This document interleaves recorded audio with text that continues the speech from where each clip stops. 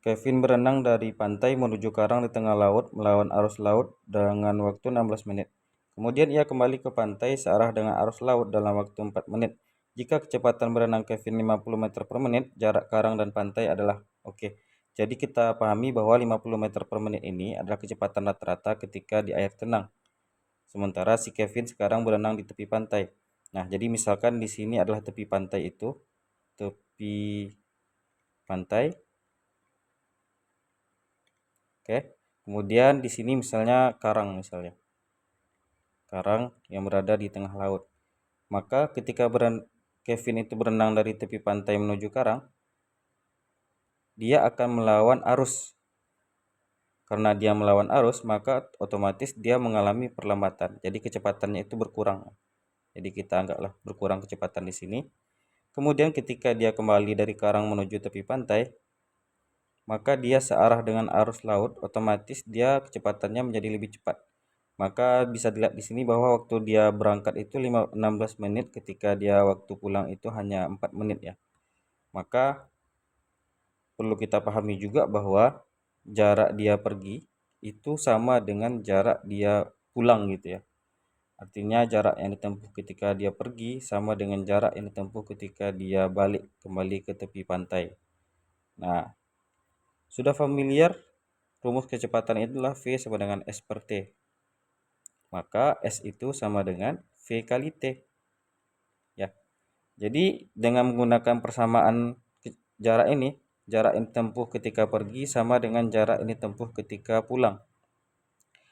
Dengan persamaan S sama dengan V kali T ini bisa kita buat V1 kali T1 sama dengan V2 kali T2. Oke.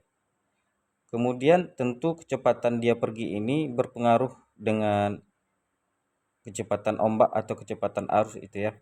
Jadi kita misalkan ada sebuah variabel baru, variabel A itu adalah kecepatan arus. Nah, maka ketika dia berangkat, si Kevin ini mengalami perlambatan. Artinya kecepatan rata-ratanya menjadi berkurang. 50 dikurangi dengan A ya. A ini adalah kecepatan arus. Dikali waktu yang dibutuhkan itu adalah 16 menit. Sama dengan kecepatan dia kembali itu otomatis kecepatannya bertambah ya. Berarti 50 ditambah dengan kecepatan arus dikali dengan waktu yang dibutuhkan yaitu 4 menit. Nah, sekarang kita akan mencari berapa kecepatan arus atau ombak laut itu. Maka kita selesaikan saja. Misalnya di sini 4, di sini 16, maka tersisalah di sini 4 ya. Berarti 50 dikurang A dikali 4 sama dengan 50 ditambah A.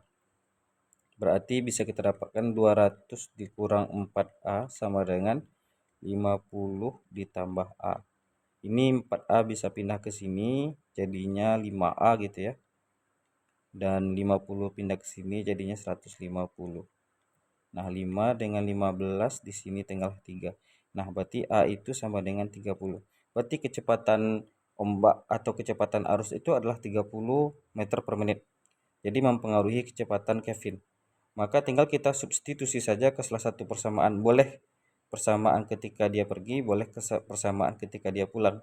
Nah, berarti kecepatan ketika, anggaplah kita hitung ketika dia pergi. Maka kan V1-nya menjadi 50 dikurang 30, artinya 20 dikali dengan ini 16, yaitu 320. Nah, kalau kita ingin coba juga dari arah pulang bisa juga ketika dia pulang gitu ya. Maka kan rumusnya V2 kali T2. V2-nya itu 50 tambah A berarti 80 jadinya ya. 50 ditambah 30 dikali waktunya. Waktu dibutuhkan yaitu adalah 4 sama dengan 320. Oke, terbukti sama bahwa jarak dari karang dan pantai itu adalah 320 meter. Ada di option C.